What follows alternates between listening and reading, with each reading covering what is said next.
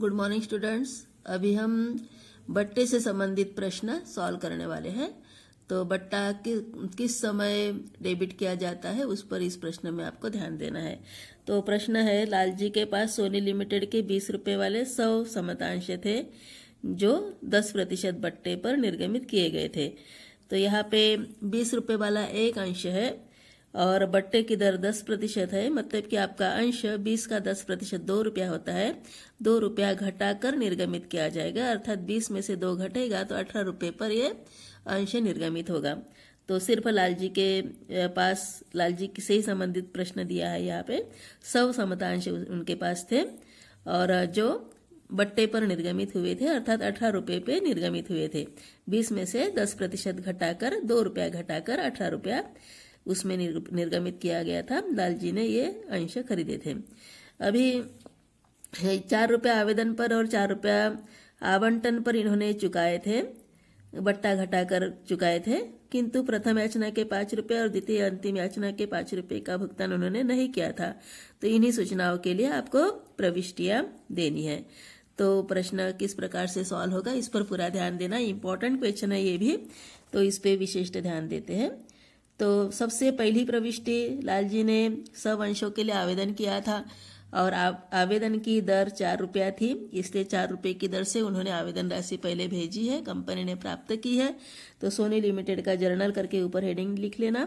और पहली प्रविष्टि, आवेदन पर राशि प्राप्त होने की, बैंक खाता डेबिट समतांश आवेदन खाते से आवेदन राशि प्राप्त होने हेतु सब अंशों पर 4 रुपये की दर से आवेदन राशि प्राप्त होने हेतु bank account debit to equity share application account.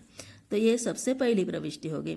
उसके बाद जो भी आवेदन पर प्राप्त राशि है उसे हम अंश पूंजी खाते में स्थानांतरित करते हैं और इसके लिए सेकंड प्रविष्टि करेंगे, समतांश आवेदन खाता डेबिट समतांश पूंजी खाते से equity share application account debit to equity share capital account.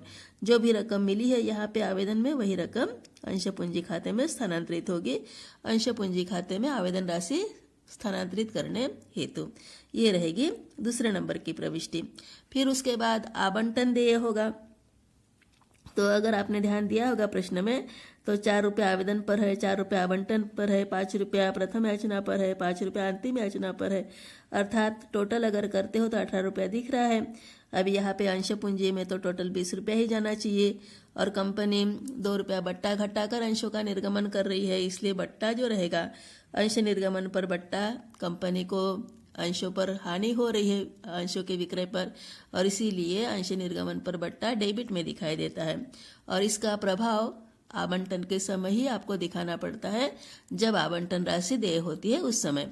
तो प्रविष्टि आप तीसरे नंबर की करोगे, अंश आवंटन खाता डेबिट अंश निर्गमन पर बट्टा खाता डेबिट समतांश पूंजी खाते से, share allotment account debit, discount on share account debit और इक्विटी शेयर कैपिटल अकाउंट। तो इस टाइप की ये प्रविष्टि करोगे। अभी आवंटन की दर 4 रुपया थी, इसलिए 4 गुना 100 कितना हो जाएगा? आवंटन की दर कितनी थी? 4 रुपया थी, तो 4 गुना 100 400 रुपया ही दिखाना है वहाँ पे। बट्टे की दर 2 रुपया थी, इससे 2 गुना 100 200 रुपया रहेगा। और समता अंश पूंजी खाते में आपको कितना लिखना पड़ेगा? 600 रुपया लिखना पड़ेगा। तो यहाँ पे 4 4 8 और 5 10 और 5 8 और 10 18 हो जाता है। तो यहाँ पे आपको अंश पूंजी खाते में टोटल आपको 600 दिखाना है। टोटल रहेगा 600, आवंटन का रहेगा 400 रुपया। तो आवंटन यहाँ पे देय हो चुका है 400 रुपये की दर से।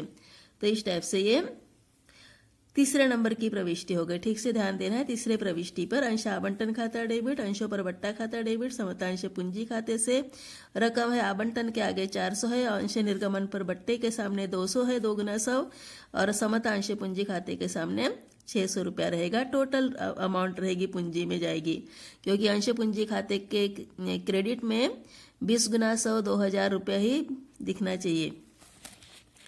तो इस टाइप से ये तीसरे नंबर की प्रविष्टि रहेगी। चौथे नंबर की प्रविष्टि, जो भी आवंटन पर देय राशि थी वह प्राप्त हो जाएगी। 4 रुपये की दर से आपने राशि मंगाई है, इसलिए 4 रुपये की दर से रकम प्राप्त करना है आपको। तो इसलिए प्रविष्टि रहेगी बैंक खाता डेबिट समतांश आवंटन खाते से, क्या लिखना है आपको? समतांश आवंटन खाते से करके लिखना है। तो बैंक खाता डेबिट समतांश आवंटन खाते से करके चौथी प्रविष्टि होगी। जो भी रकम आपने आवंटन के समय देय की थी वह रकम आपको प्राप्त होगी। तो ये हो गई चौथी प्रविष्टि। स्पष्टीकरण लिखना है आवंटन राशि प्राप्त करने हेतु। फिर उसके बाद पांचवी प्रविष्टि प्रथम याचना देय होगी। समतांश प्रथम याचना खाता डेबिट समतांश पूंजी खाते से। 5 रुपए की दर है यहाँ पे, 5 गुना 100 मतलब कि 500 रुपया दोनों पक्षों में दिखेगा। और स्पष्टीकरण रहेगा प्रथम याचना राशि देय होने हेतु। फिर उसके बाद अभी यहाँ पे जो सूचना थी कि लालजी ने प्रथम याचना और अंतिम याचना की राशि वह नहीं दे पाए हैं, और इसी कारण से 6वें नंबर की प्रविष्टि अदत्त याचना खाता डेबिट होगा, क्योंकि जो भी रकम आपने लालजी से मांगी थी 500 रुपया यहाँ पे प्रथम याचना का था, वह रकम लालजी ने जमा नहीं की है, इसलिए अदत्त याचना calls in arrears account debit होगा to equity share first call account समता अंश प्रथम याचना खाते से। तो अदत्त याचना खाता डेबिट समता अंश प्रथम याचना खाते से, दोनों पक्षों में 500 रुपया। स्पष्टीकरण लिखना है प्रथम याचना की रकम प्राप्त न होने हेतु या तो प्रथम याचना की रकम अप्राप्त रहने हेतु। इस प्रकार की ये 6वीं प्रविष्टि रहेगी। फिर 7वीं प्रविष्टि अंतिम याचना देय होगी।